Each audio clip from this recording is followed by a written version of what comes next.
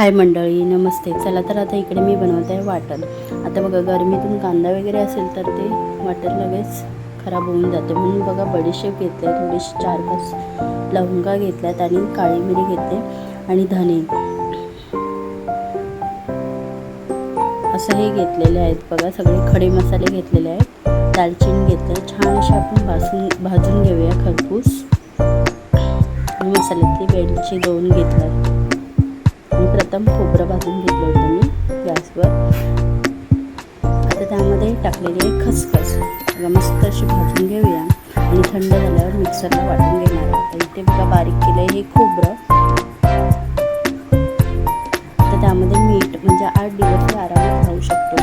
आपण कुठलीही भाजी वगैरे अशी कडधान्याची बनवली किंवा कोणतीही भाजी की त्यामध्ये हे वाटण टाकल्याने भाजीही चविष्ट होते. मस्त असं हे मिक्सरला लावून घेते मी. प्रथम बारीक करून घेतल्यानंतर पाणी ॲड केलेलं आहे. बघा,